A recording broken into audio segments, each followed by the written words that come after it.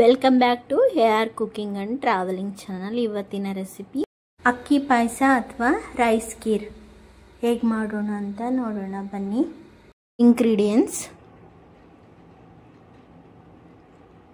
ಬಾದಾಮ್ ಸ್ವಲ್ಪ, ದ್ರಾಕ್ಷಿ, ಗೋಡಂಬಿ, ಸ್ವಲ್ಪ ಏಲಕ್ಕಿ ಪುಡಿ, ನೆನೆಸಿರೋ ಅಕ್ಕಿ, ಸಕ್ಕರೆ ಮತ್ತು 3 ಕಪ್ ಹಾಲು.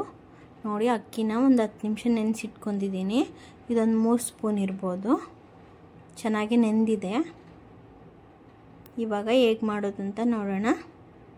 ಸ್ಟವ್ ಮೇಲೆ ಒಂದು ಕಡಾಯಿ ಇಟ್ಕೊಂಡು ಅದಕ್ಕೆ ಹಾಲು ಇಟ್ಕೊಂಡಿರ್ತೀವಲ್ಲ ಅದನ್ನ ಹಾಕಿ ಚೆನ್ನಾಗಿ ಕಾಯಿಸ್ಕೋಬೇಕು. ಯಾರೆಲ್ಲ ಹೊಸದಾಗಿ ನನ್ನ ಚಾನಲ್ ನೋಡ್ತಿದ್ದೀರೋ ಅವರು ಸಬ್ಸ್ಕ್ರೈಬ್ ಮಾಡ್ಕೊಳೋದನ್ನು ಮರಿಬೇಡಿ ಪ್ಲೀಸ್. ಹಾಗೆ ಲೈಕ್ ಮಾಡಿ. ಈ ಖೀರ್ನ ಸಡನ್ನಾಗಿ ಯಾರನ್ನ ಮನೆಗೆ ಬಂದಾಗ ಬೇಗನೆ ಮಾಡಿಕೊಡ್ಬೋದು. ಅವ್ರಿಗೂ ಇಷ್ಟ ಆಗೋಷ್ಟು ಸೂಪರ್ ಆಗಿರುತ್ತೆ. ಇವಾಗ ಸ್ವಲ್ಪ ಹಾಲು ಕಾದಿದೆ. ಸ್ವಲ್ಪ ಕೇಸರಿ ಹಾಲು ಮಾಡ್ಕೊಳ್ಳೋಣ. ಸ್ವಲ್ಪ ಹಾಲನ್ನ ತಗೊಂಡು ಒಂದು 10 ದಳ ಕೇಸರಿ ಹೂವನ್ನು ಹಾಕ್ಕೊಂಡು ನೆನೆಯಕ್ಕೆ ಬಿಡೋಣ ಒಂದು 10 ನಿಮಿಷ. ಈ ಅಕ್ಕಿ ಪಾಯಸ ದೇವರ ನೈವೇದ್ಯಕ್ಕೂ ಅರ್ಪಿಸ್ಬೋದು. ನೋಡಿ, ಚೆನ್ನಾಗೆ ಕುದೀತಿದೆ. ಹಾಲು ತುಂಬ ಕುದಿಬೇಕು, ಆವಾಗಲೇ ಟೇಸ್ಟ್ ಬರೋದು ಖೀರ್ಗೆ.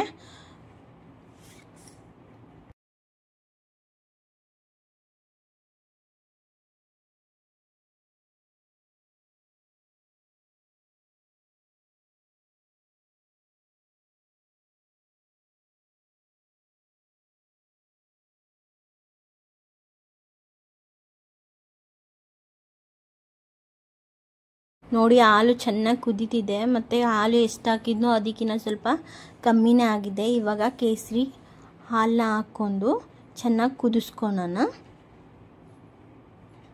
ಸ್ವಲ್ಪ ಕಲರು ಚೆನ್ನಾಗಿ ಕಾಣಿಸುತ್ತೆ, ಅದಕ್ಕೆ ಆಪ್ಷನಲ್ಲು ಇದ್ರೆ ಹಾಕ್ಕೊಳ್ಳಿ, ಇಲ್ಲಾಂದರೆ ಇಲ್ಲ. ಇವಾಗ ಅಕ್ಕಿ ನೆನೆಸಿಟ್ಕೊಂಡಿರ್ತೀವಲ್ಲ ಅದನ್ನ ಹಾಕ್ಕೊಂಡು ಚೆನ್ನಾಗಿ ಕುದಿಸ್ಕೊಳ್ಳಿ. ಅಕ್ಕಿ ಹಾಕಿದ್ಮೇಲೆ ಚೆನ್ನಾಗಿ ಸ್ವಲ್ಪ ತಿರುಗಿಸ್ತಾನೆ ಇರಬೇಕು, ಇಲ್ಲಾಂದರೆ ತಳ ಹತ್ತುತ್ತೆ. ಈ ರೀತಿ ತಿರುಗಿಸ್ತಾನೆ ಇರಿ ಸ್ವಲ್ಪ ಬೇಯೋವರೆಗೂ.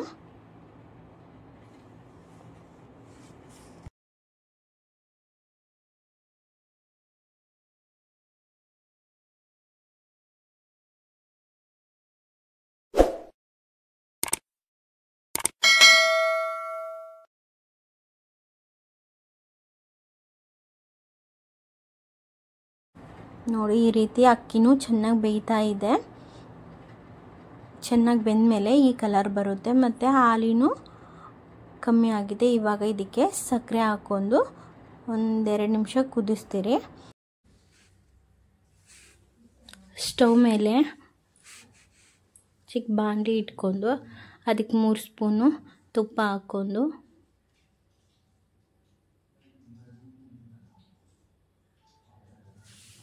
ತುಪ್ಪ ಕಾದ ನಂತರ ಬಾದಾಮಿ ಹಾಕ್ಕೊಂಡು ಫ್ರೈ ಮಾಡ್ಕೊಳ್ಳಿ.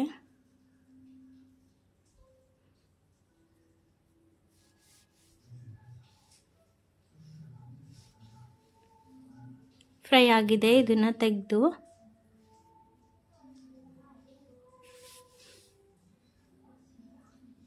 ಮತ್ತೆ ಇದಕ್ಕೆ ಗೋಡಂಬಿ ಹಾಕ್ಕೊಂಡು ಲೋ ಫ್ಲೇಮಲ್ಲೇ ಫ್ರೈ ಮಾಡ್ಕೊಳ್ಳಿ.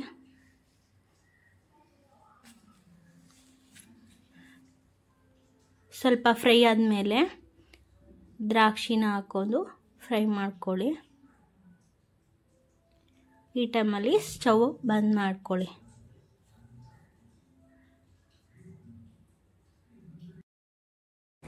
ಇವಾಗ ಚೆನ್ನಾಗೆ ಕುದೀತಿರೋ ಹಾಲಿಗೆ ಡ್ರೈ ಫ್ರೂಟ್ಸ್ನ ಹಾಕ್ಕೊಂಡು ಕುದಿಸ್ಕೊಳ್ಳಿ 1 ನಿಮಿಷ.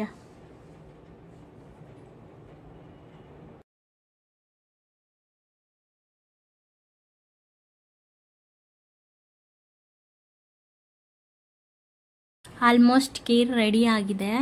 ನೋಡಿ, ತುಂಬ ಚೆನ್ನಾಗಿ ಕಾಣಿಸ್ತಿದೆ, ತುಂಬ ಚೆನ್ನಾಗಿರುತ್ತೆ. ಒಂದ್ಸರಿ ಟ್ರೈ ಮಾಡಿ ಹೇಳಿ ಹೇಗಿದೆ ಅಂತ. ಮತ್ತು ಅಕ್ಕಿ ಖೀರು ಜಾಸ್ತಿ ಗಟ್ಟಿನೇ ಇರಬೇಕು, ಆವಾಗಲೇ ತುಂಬ ಟೇಸ್ಟ್ ಬರುತ್ತೆ. ಇವಾಗ ಲಾಸ್ಟು ಏಲಕ್ಕಿ ಪುಡಿ ಹಾಕ್ಕೊಂಡು ಚೆನ್ನಾಗಿ ಒಂದು 5 ಸೆಕೆಂಡ್ ತಿರ್ಗಿಸ್ಕೊಳ್ಳಿ. ನೋಡಿ ತುಂಬಾ ಟೇಸ್ಟಿಯಾಗಿರೋ ಅಕ್ಕಿ ಖೀರ್ ಅಥವಾ ಅಕ್ಕಿ ಪಾಯಸ ರೆಡಿ ಆಗಿದೆ. ಮತ್ತು ನೋಡಿ ಹಾಲು ಎಷ್ಟು ನಾನು ತಗೊಂಡಿನೋ ಅದಕ್ಕಿಂತ ಕಮ್ಮಿ ಕ್ವಾಂಟಿಟಿ ಖೀರ್ ಬರುತ್ತೆ, ಅಂದರೆ ತುಂಬ ಟೇಸ್ಟಿಯಾಗಿರುತ್ತೆ. ರೆಡಿ ಆಗಿರುವ ಖೀರ್ನ ಇವಾಗ ಒಂದು ಬೌಲ್ಗೆ ಸರ್ವ್ ಮಾಡ್ಕೊಳ್ಳೋಣ. ನೋಡಿ ತುಂಬ ನೋಡೋಕ್ಕೆ ಎಷ್ಟು ಚೆನ್ನಾಗಿ ಅನ್ನಿಸ್ತಿದೆ ಅಲ್ವಾ? ಹಾಗಾದರೆ ಮಾಡಿ ಹೇಳಿ ಹೇಗಿದೆ ಅಂತ. ಈ ರೆಸಿಪಿ ಇಷ್ಟ ಆಗಿದ್ದರೆ ಲೈಕ್ ಮತ್ತು ಸಬ್ಸ್ಕ್ರೈಬ್ ಮಾಡೋದನ್ನು ಮರಿಬೇಡಿ. Thank you all.